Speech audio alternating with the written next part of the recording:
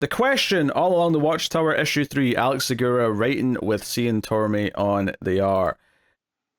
So I remember issue 2 last month was a little bit of a disappointment because it felt like it disregarded all the things that were interesting about issue 1 just for, hey, Eradicator's here, action scenes.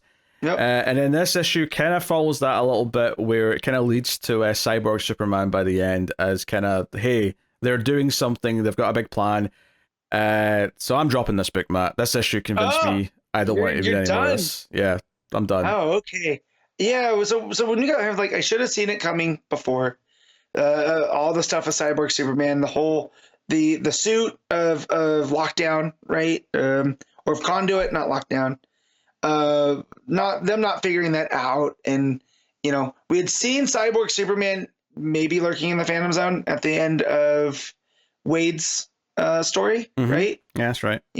So that's there. I'm gonna keep going. So if you're done, I'll keep this because I still like the idea of Sheriff Montoya up in the Watchtower. I like that idea. I just don't think the plot's going down a path that I was hoping for something more lower key. A murder mystery was the perfect thing that I thought this book was going for. And that bait and switch doesn't feel good, does it? Yeah, but issue 2 and 3, it's like, no, it's just a big action comic. It's just this. It feels like it's just the same sort of scale as any other comic book now, and I think that's robbing it a little bit of its. That's fair. Of what the premise was that I was excited about in the first place. It just feels like any other. It's not Superman, obviously, but it could just be a Superman comic with him investigating something, and then it turns out to be Eradicator and Cyborg Superman and all this other stuff going on. So.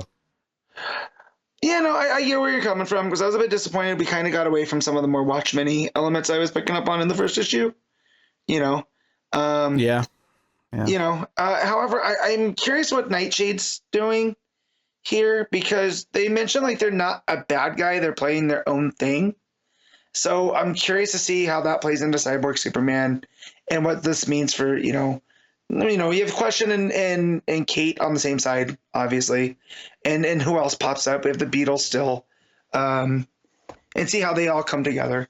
So this could be me having a Connor moment and going like, oh, I'm going to stick it out, and then instantly regret it next time. But yeah, that said, I don't have much to say. You're right. This is kind of to get away from the murder mystery and why Montoya is kind of the perfect person for this, to, oh, well, she has a Phantom Zone shotgun, and she has to fight Cyborg Superman now. It does make it feel less special.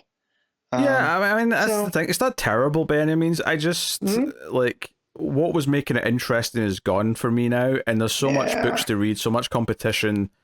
I felt like an easy drop, but I finished this issue and went, you know what, this is the one that I could have just not read today. See, I got to Cyborg Superman and went, oh, okay, cool. We haven't seen Headshot in a minute. Here he is. I'm not against a good Cyborg Superman story. I just don't think that this is the book that I wanted it in.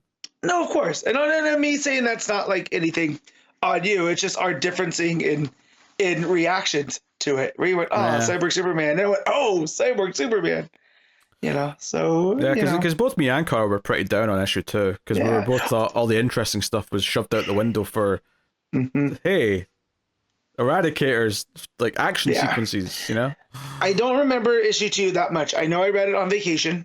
I remember being in the hotel room, and I not that I forgot about Eradicator, but I can't tell you a bunch of the big hits in there. So definitely coming into this one, I was a little bit like But yeah, that reveal towards at the end, that really ramped up, I think, to a bigger level.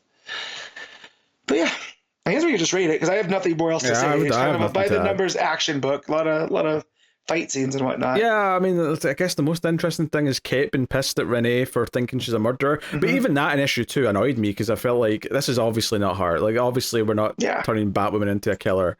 So, it almost like a waste of time to even go down that path. But yeah, like honestly, a more down-to-earth murder mystery where Renee and Kate's relationships kind of challenged and tested in more natural ways, I think would have been way more interesting for me than what this is. So for me, this is like a 6.